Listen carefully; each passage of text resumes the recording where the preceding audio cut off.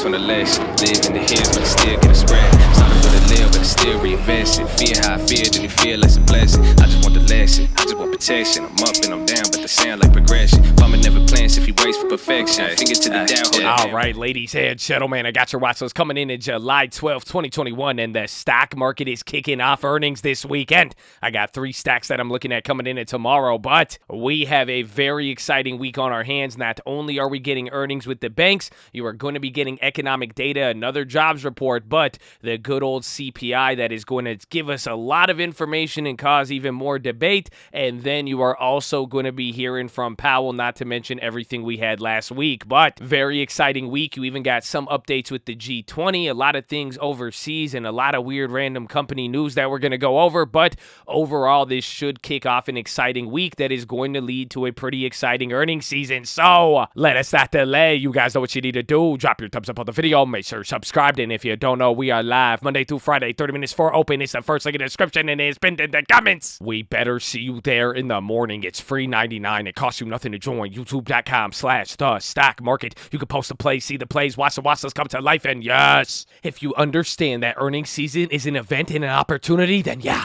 we're the place to be. And the most important thing you need to do, post your watch below. Let us know what you're looking at. Got any plays, comments, remixes, anything. Post them below and source that info. Chat at the chat, baby. And please do not forget, today is Sunday. Tomorrow is Monday. That's usually how it works. But this is the random account generator. We started this with $500. And on this watch list, all we ask is that you post a specific option trade, strike price, expiration date, all of that, and we will buy it randomly in the morning on stream. And we like to see the performance of how everybody on YouTube does. So you've got to see this over a year and a half, $500 into $4,000. We have not had a hit in a few months. I think it correlates a lot. It really looks inflationary. I mean, this relates to the CPI chart. I mean, it's crazy. But right off the bat, we have a lot to talk about. Like we're saying, earnings season is going to be kicking off. I have all of the earnings. The main focus is going to be the banks, but there will be a couple more. You are going to get the CPI and Powell on Tuesday, and you are also getting the jobless claims report. We will talk about the CPI, have a little bit of a breakdown, and some new economic guidance that came out regarding it. And now the final thing to tie all of it, and this is what's going to make it pretty exciting. You are probably going to get a lot of weird moves this week, but it comes down to that bond drama from last week. So a lot of last week was categorized by the bond yields coming down. That was very surprising. People were getting a little bit worried, but then that had an effect on some of the higher risk stocks, the big caps, the value, and then not to mention this whole reflation trade and everything going on. That's why the CPI coming in on Tuesday, that will be key. Now, coming down to this pretty picture here, you guys can see it. This is going over the analyst or economic guidance, the survey that they're giving for the next few releases. We are going to be getting the June survey. That is there in blue. And the main thing regarding this now is that we are going to get more information. And this is pretty much just going to fuel the argument of whether or not we are having inflation or not. We are really going to get more of this data. And now you're going to have both sides go back and forth. It's hard to say at this point. That's why I'm saying it is going to just fuel the debate. It's not like it will be too pivotal. Even if there is a surprise, we will see if that matches up with the bonds or anything like that. But this is just new information, and this is going to now start affecting the guidance. So now with this chart here, what you are really able to see and what most analysts, and this is just surveyed from July 2nd to July 8th, so this is very recent, the Bloomberg economists are all pretty much guiding and expecting that inflation pressures are going to come back to 2% by second quarter of 2022. So this has a lot of implications because that means that every single one of these points, even coming into fourth quarter, a lot of analysts are still expecting well above 3%, and this is on the core PCE, mind you, too. So that is excluding food and oil, which would make this a lot higher, but you see coming into this, they have higher expectations. We are getting June, even though it's already July. Remember, this is about 30 days behind, so they're still expecting a little bit more pressure, but we will see. You guys saw how important the CPI has been over the last few weeks, but now tying that into what you just saw with the bond market this last week, this will be very, very important. Now, coming into the earnings, you are going to get all of the banks. You're going to be hearing from Bank of America, BNY Mellon, BlackRock, Citi, Goldman Sachs, JP Morgan, and Morgan Stanley, and you are also going to get U.S. Bancorp, Wells Fargo, First Republic, PNC, and State Street. So a lot of people are going to be focusing on the financial stocks, but don't forget, this is earnings season. Yes, it goes week at a time. Some industries are leaders, but you are also going to get a lot of other companies reporting. So as far as the technology sector, you're going to be getting TSMC, American Mobile, TomTom, Wipro, Infosystems, and Ericsson. For the commodities this week, you're going to be getting Alcoa and Conagra, Industrials, Fastenal, Delta, and Finnair, Consumer, Pepsi, Izumi and Fast Retailing, Financial, Swedbank, and Truist, and then healthcare, you are going to be getting United Health. So there's going to be a lot of data on every single side of the coin. People are going to be focusing on financials, but this is earnings season kicking off. Depending on the guidance and what happens coming into Q3, we are going to start to get an idea of the trend. And so far, this earnings, or the ones we got even last week, it was only a very, very small few, but it is looking like we are getting some moves here. So we might get an opportunity for volatility or some crazy option plays. So I hope you're ready. But as far as the company news now, we got a lot of weird ones, random ones. We're going to see how this plays coming into the open. I am sure we're going to wake up to a lot of other news as well. But the first part, this one was very interesting. Amazon has won U.S. permission to use radar to monitor consumer sleep habits. So I don't know what they're going to do to it. We'll see how this stock plays out. But again, they've been getting a lot of good news. They have their earnings come up. They have been that big tech NASDAQ leader in the last month or so. So keep your eye on them coming into tomorrow.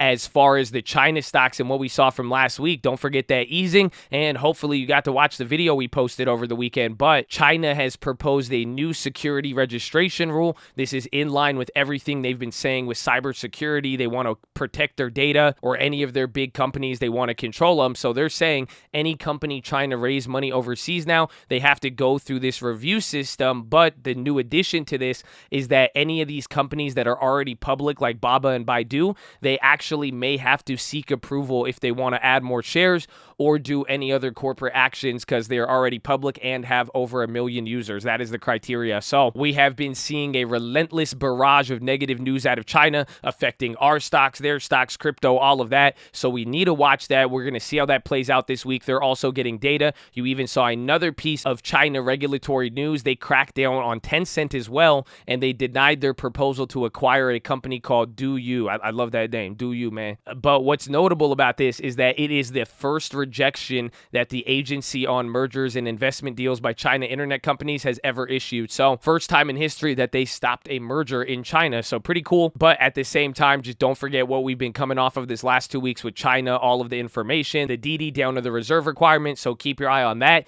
As far as good news, I would say I think this is going to be a good one to watch tomorrow by Intel. There was a report, and I believe this was confirmed already, but they are considering having multiple sites in the EU as part of a $20 billion investment in the block. So given the chip crisis and all of that, and that chip crisis, those numbers, that is going to affect the CPI and jobless claims report. That's what a lot of people are going to be looking for. But in general, with this whole chip crisis going on, last time they've announced any of this news, it was very, very good for the stock. So I would definitely keep my eye out for that. Looking into more industries and a lot of upgrades and even Barron's recommendations, CLF, EAF, STLD, and X. This is from a Credit Suisse analyst. Over the weekend, he gave a report saying he expects steel stocks to be back in play as the hot upcycle continues. And then from the Barron's team, you got Datadog, DT, and ESTC.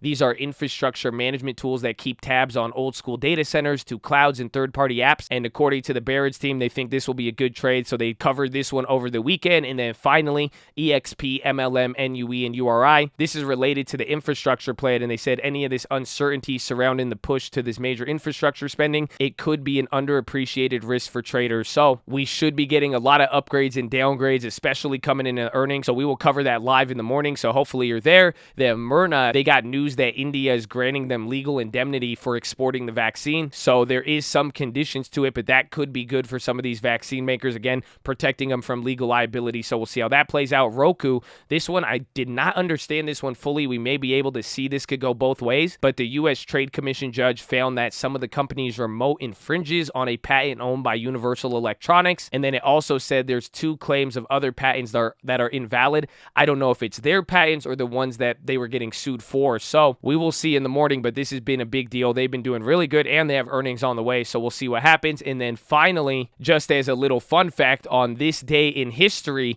you had U.S. Surgeon General Leroy E. Burney. He became the first federal official to publicly identify smoking as a cause of lung cancer in 1957. So according to the New York Times, he was a smoker as well. And he said, it is clear that there is an increasing and consistent body of evidence that excessive cigarette smoking is one of the causative factors in lung cancer. Wow. So that happened today in 1957. I think that's a fun fact. But overall, this week is going to be exciting. We got the earnings. We're going to have economic data. You're going to get Powell, and you have to see how we play off from last week. And if there's any more China developments, it looks like it's going to be a pretty exciting summer. So I hope you're ready. But that is pretty much it. So let us get into the plays. So, right off the bat, I got 3 different sets of plays that I want to be looking at. It is going to be pretty straightforward this week. We will watch the upgrades and downgrades in the morning tomorrow, but a lot of people are going to be focusing on financials, Powell, and bonds, but then there's going to be a lot of plays that are going to connect this week, and then it is all leading into getting ready for earnings. So, make sure you keep that in mind. A lot of you, if you've traded earnings with us before, you understand how the waves and cycles report. So, as we go through each week, you're going to get the banks, then you're going to get some of the tech stocks, then you get some of the value stocks, Coca-Cola, Walmart, McDonald's. They're going to come in at different times, and depending on the reports and guidance, it is going to create periods to play some of these plays, and be careful of the option premium. But as far as the first play, hopefully you can see what I'm talking about here. I am going to be watching Intel. So not only do they have that news, and last time they announced that, and given the situation, it looks like it could be a good catalyst, but you are also going to be getting Taiwan Semiconductor earnings on Tuesday. So depending on what happens there, that could cause a good run up, and that is going to lead even to the second play, but we have another one on there. But overall, I want to watch Intel. I don't have a play on this one. I may want to either look for premium, otherwise we'll see what we could do. But if you take a look at Intel on the 100-day, it looks like it's been chilling out here, so I really think this could be a very pivotal earnings here. So depending on how this plays and looking at this premium, it could be a good play both ways this week, but I'm going to watch either selling premium, buy an option. I want to see how people interpret it tomorrow morning with the news, and then we will be able to see how we could set up for earnings depending on how the rest of the market works. So watch them. That is the first play. As far as the second play,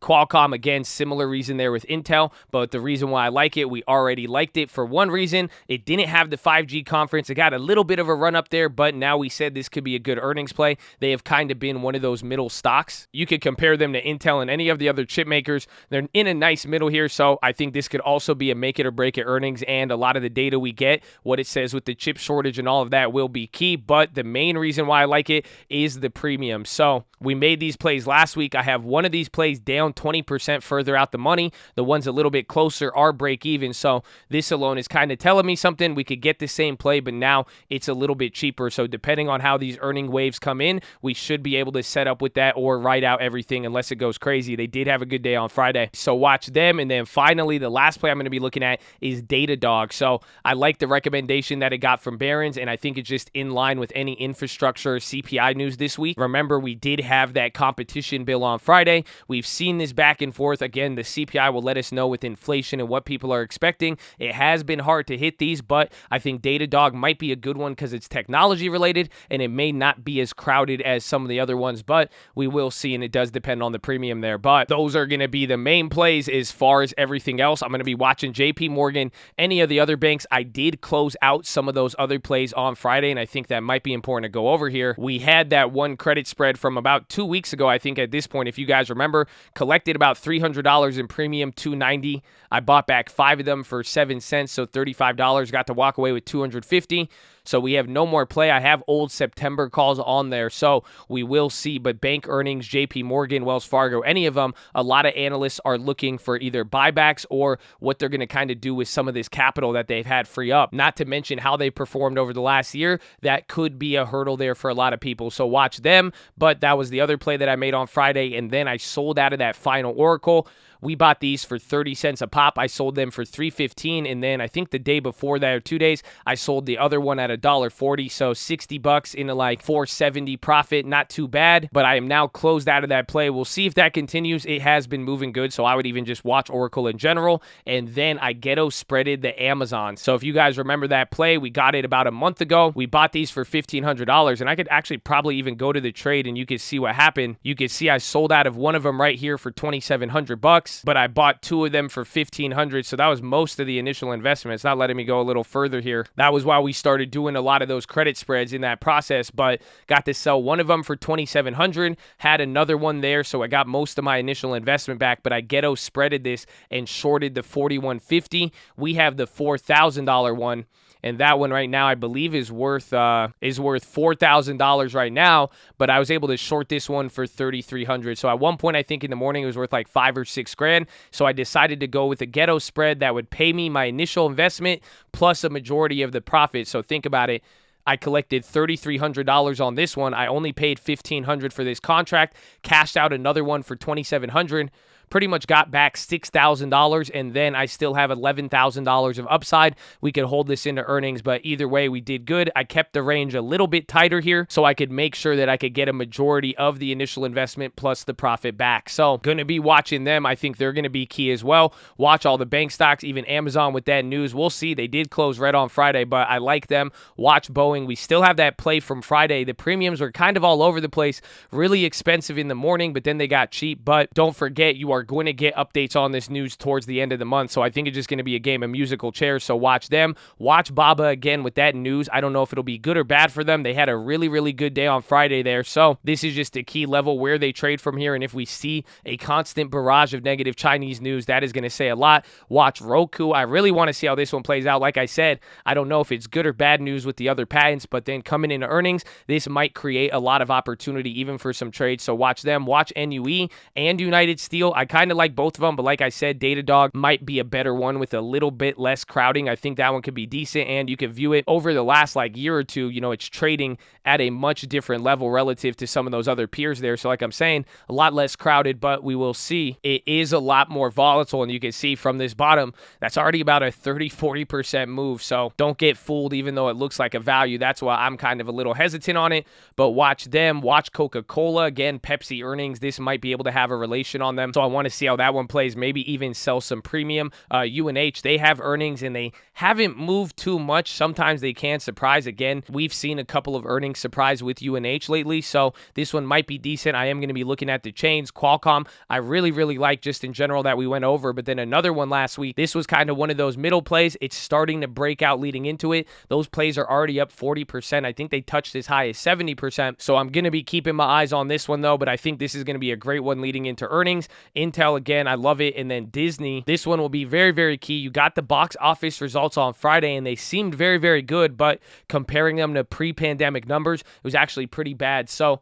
Disney hasn't moved too much. It's clear this earnings in kind of middle of Q3, are they going to keep growing, or how that reopening trade is going to hit? That is going to be the determinant. So that will be the key to watch. And then finally, if the bonds in TLT, if TLT comes down and the bond yields are able to kind of chill out a little bit and set a new range, but not really go too low with that velocity, we should be good. But this is something I pointed out on Friday. You're finally getting it. Remember, a lot of us were asking, wait a minute, the market's going up with the dollar. That's what you saw the whole time.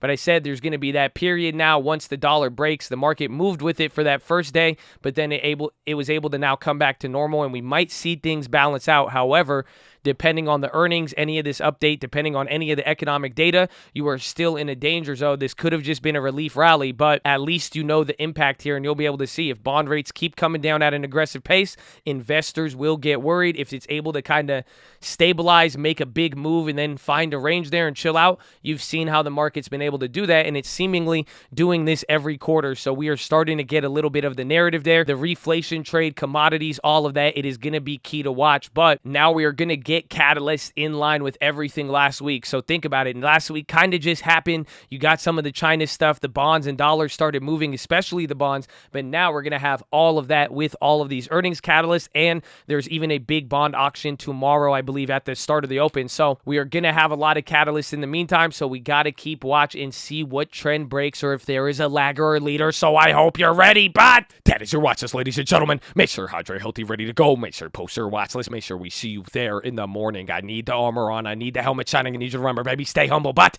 Nicole loves you. I love you. I'm gonna see you in the morning. Let's go.